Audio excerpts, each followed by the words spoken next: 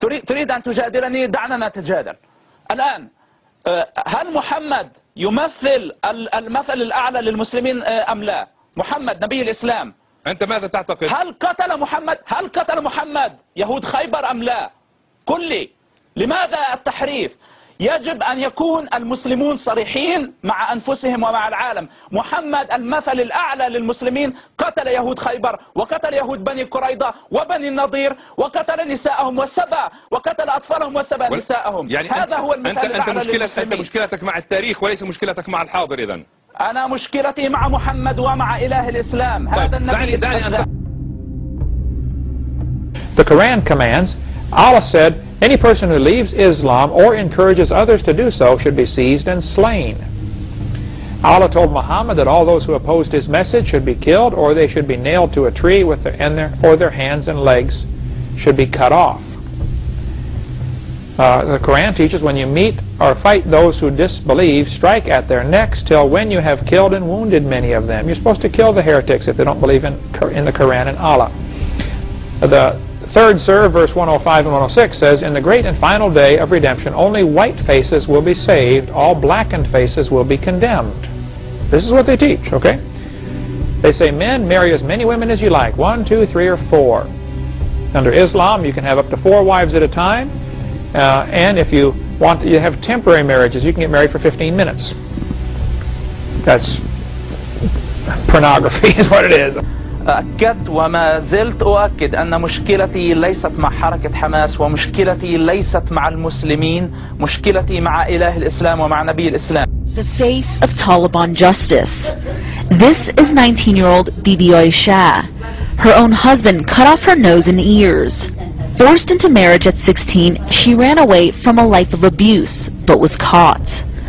After trial by the Taliban for bringing shame to the family, this was the punishment. أين يدعو الإرهاب القرآن؟ نعم، اذهب إلى سورة التوبة الآية 5 والآية 29. المشكلة أن المسلمون لا يفهمون دينهم. أنا أدعو المسلمين أن يقرأوا قرآنهم وأن يفهموا قرآنهم أولا قبل أن يقولوا أن الإسلام هو دين السلام ودين الرحمة. طيب أنا سأتي. إله الإسلام، شخصية إله الإسلام تدعو إلى قتل كل شخص غير مسلم. إله الإسلام يدعو إلى قتل اليوم. In June 2007, Hamas toppled the Palestinian Authority in a bloody coup. Several months later, radical Islamic entities began murdering innocent Christian civilians within the Gaza Strip. The first victim was Rami Ayad, a young man in his 30s and a father of 2 who worked in the church organizing charitable activities. Following his murder, members of Hamas desecrated his body and cut him up into pieces. What I'm saying, that the biggest terrorist is Allah of the Quran, the God of the Quran, the God of Islam. You are going to make millions upon millions of Muslims very, very angry. What does the word Islam mean? Peace. Well, I think it's a false premise to assume what they say is peace really is peace. Islamic apologists in the West will say Islam means peace. It's like the communists said, we want peace, a piece of this country and the piece of that country, and put it all together. But the Arabic word Islam, from aslama yastaslimu istislam, the root word of the word Islam means submission or surrender to the will of Allah. There is Dar al-Islam and Dar al-Harb. It's either Islam or the sword. They are an angry minority. Their goal, nothing short of Muslim domination of the United Kingdom, if not the world. This poster is basically showing how we will transform Buckingham Palace into a local mosque for the Muslims. And what happens to the Queen?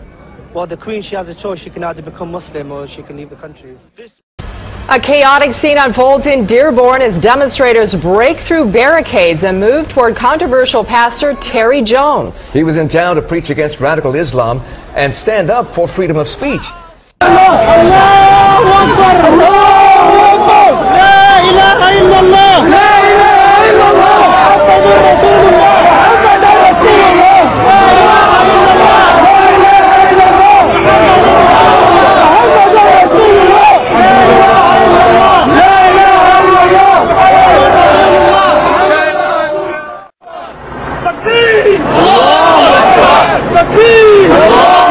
count as innocent people. As far as Muslims are concerned, you're innocent if you are a Muslim, then you're innocent in the eyes of God. If you are non-Muslim, then you're guilty of not believing in God. إذا عصت زوجها في الفراش، وقال عليه الصلاة والسلام: إذا دعا الرجل امرأته إلى فراشه فأبت فلم تأتي فبات غضبان عليها لعنتها الملائكة حتى تصبح. ولا بد أن نعلم أن الضرب عقوبة شرعية لا يملك إنسان أن ينكره، لأن الذي شرعها هو الذي خلق هذا الإنسان. حتى في الحرب، يعني حرب المسلمين أحسن من سلم هؤلاء الكلاب. واضربوهم. في هذه الآية إعجاز. ولنا في رسول الله صلى الله عليه وسلم قدوة حسنة، حيث عقد على زوجته عائشة وكان سنها 6 سنوات وبنى عليها، يعني دخل عليها صلى الله عليه وسلم 9 سنوات. 6 سنوات. لا، عقد عليها وهي 6 وتزوجها. يعني العقد في 6 والبناء اللي هو الدخول في 9 سنوات. ولنا في رسول الله صلى الله عليه وسلم نعم أسوة حسنة. And they will kill Jew or Gentile or anyone who refuses to accept their philosophy. Allah is very tolerant, and He is inviting the non-Muslims to His religion, Islam, because what Allah is saying, if you don't accept Islam, then you will have a very painful punishment forever after your death. And shouldn't we be loving the Muslims like our neighbors? Oh, I love the Muslims. I'd love to lead them to Christ, but I don't want them coming to my home and cutting off the heads of my children. There's not very much at all holy about Muhammad. He was a very evil man. As a matter of fact, I think much of the Quran was inspired by the devil himself. عندما وضعت القرآن والأحاديث والكتب الإسلامية تحت عدسة مجهري، توصلت إلى قناعة مطلقة: لا يمكن أن يقرأ إنسان السيرة النبوية لمحمد ويؤمن بها ويخرج إلى الحياة إنسانا سليما معافى نفسيا وعقليا. أنت تذكر الطريقة التي قتل بها السيدة عظماء بنت مروان عندما قطع أتباعه جسدها إربا وهي ترضع طفلها، والمشكلة عادوا إليه يكبرون فقال: لا يتناطحوا بها عنزان.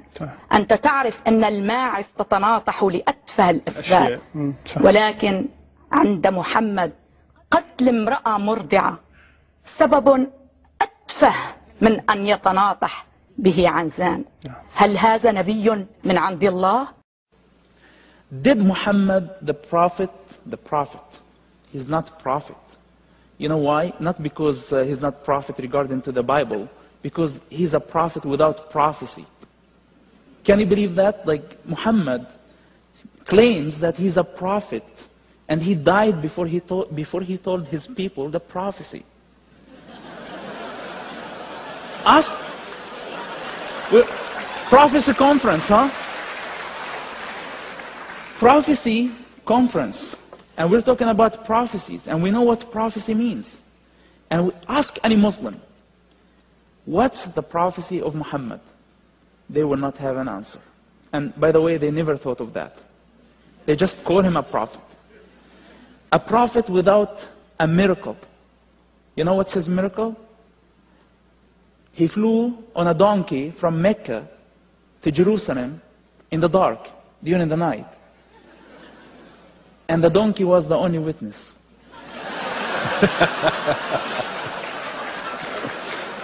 We tell them, guys, you know, usually the prophets and like Jesus Christ, he did miracles in the front of thousands of people, you know, to witness the glory of God and the great work of the Lord.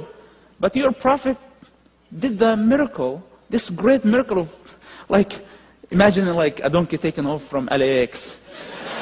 Like, you know, if there are like 5,000 people witnessing that, I would say, okay, this is a miracle. But unfortunately, in Muhammad's case, the donkey was the only witness. Because we have to remember Christ. We have to remember Christ. We're not supposed to be talking about Muhammad. The same way we don't talk about Isaiah, Jeremiah, or any of the prophets. We talk about Jesus Christ. The Spirit of truth, which is the Comforter, would teach of our Lord and Savior. Very few people realize it was the Catholics that started Islam. They started the whole religion purposely to try to get the Holy Land back for the Catholics. They built up the Islam, they funded Muhammad, they trained him, they sent a Catholic nun out of the monastery. They said, we want you to come out of your convent, go find a young promising Muslim, marry him, and train him to raise up an army of Arabs to go take back the Holy Land for the Mother Church. Quite an interesting story if you want to read about that. It started to work, but then it failed because Islam got so big, they said, well, forget you Catholics, we're doing what we want. And I don't think most Muslims, which is now, what, 10–20% of the world population, Islam, I don't think most of them know that they really started off as a front for the Catholic Church. So let's cover just a little bit on Muslims. Ask the Muslims, how do you know, how do you know Muhammad was a prophet? Allah commands any person who leaves Islam or encourages others to do so should be seized and slain. There are over 100 commands in the Quran to kill people who won't convert. Anybody that won't convert has to be killed. And I see Bush and these guys saying, we're trying to bring democracy in Iraq. The problem with Iraq is their religion. They are being taught every couple days in the synagogue, you've got to kill anybody who won't convert. And there probably are millions of Muslims who don't like this and they don't want to do that, but in order to be a good Muslim, you have to kill anybody else who won't become Muslim. That's the rules, okay? I hated the gospel of Jesus Christ. I despised the gospel. I felt the gospel was not just foolishness. I would say the gospel was stupid. I thought I was doing the work of the Lord. I thought I was on the Lord's side. I thought I was on God's team by blaspheming Jesus Christ and by denying the cross of Jesus Christ.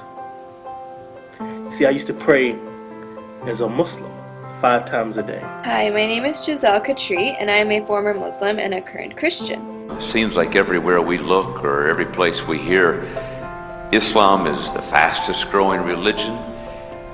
It's almost frightening for those of us a little older looking at a young generation. I almost, from the news, I want to look at the younger generation and say, you might be living in an Islamic state in this country in another 70 years or 60 years. Europe talks about how Germany mentioned 30 years will be an Islamic republic. France is having trouble with the huge number of the growth rate of Islam. How do you see the future of Islam and relative to Christianity?